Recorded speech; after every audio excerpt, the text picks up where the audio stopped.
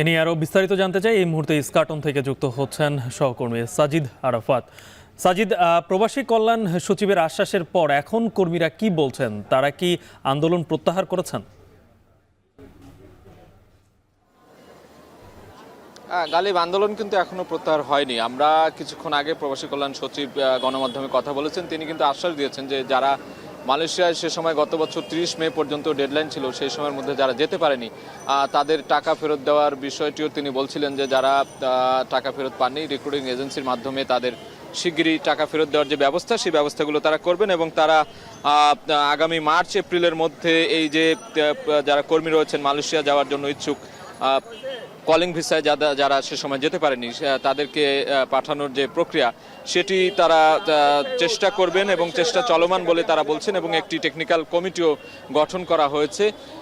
এই তথ্যই কিন্তু জানিয়েছেন গণমাধ্যম কর্মীদের। এছাড়াও তিনি বলেছেন যে রিক্রুটিং এজেন্সির মাধ্যমে যারা টাকা ফেরত পাননি তারা যেন টাকা ফেরত পাওয়ার যে প্রক্রিয়াগুলো সেগুলো যেন দ্রুততম সময়ের মধ্যে করতে পারেন, সেই প্রক্রিয়াগুলোই তারা হাতে নিয়েছেন এবং সেটি কিন্তু গণমাধ্যমকে জানাচ্ছিলেন তারা।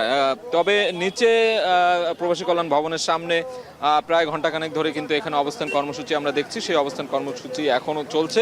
তাদের যে দাবি দেওয়া যে তাদের দ্রুততম সময়ের মধ্যে মালয়েশিয়ায় পাঠানো এবং অভিবাসন ব্যয় খরচ কমানো কিংবা যে রিক্রুটিং এজেন্সি যারা সিন্ডিকেট করে সেই সিন্ডিকেটের দৌরাত্ম্য কমানো, এই সব বিষয়ে কিন্তু তারা তুলে ধরেছেন এই দাবির মধ্যে। এর আগে সকালে কিন্তু তারা সকাল 9টা সাড়ে 9টার দিকে কারণ বাজারে সার্ক ফোয়ারা মোড়ে অবস্থান নিয়েছিলেন। সে সময় সেখানে কিন্তু পুলিশের বাধা পেয়ে তারা পরে চলে আসেন এই মিছিল নিয়ে প্রবাসী কল্যাণ ভবনের সামনে।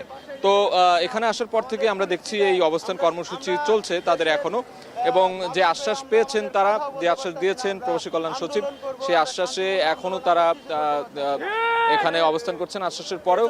তবে পরবর্তীতে কি অবস্থা হয় আমরা হয়তো তাদের সঙ্গে কথা বলে আজকে তারা এই তাদের যে অবস্থান কর্মসূচি সেটি শেষ করবেন কিনা এই বিষয়ে পরবর্তী বুলেটিনে হয়তো জানাতে পারবো। এই মুহূর্তে আসলে তারা অবস্থান করে আছেন। এটি হলো সবশেষ খবর আমার কাছ থেকে প্রবাসী কল্যাণ ভবন থেকে। কালিব, মালয়েশিয়া যেতে না পারা কর্মীরা বিক্ষোভ করছেন, সে বিষয়ে সর্বশেষ জানাচ্ছিলেন সহকর্মী সাজিদ আরাফাত।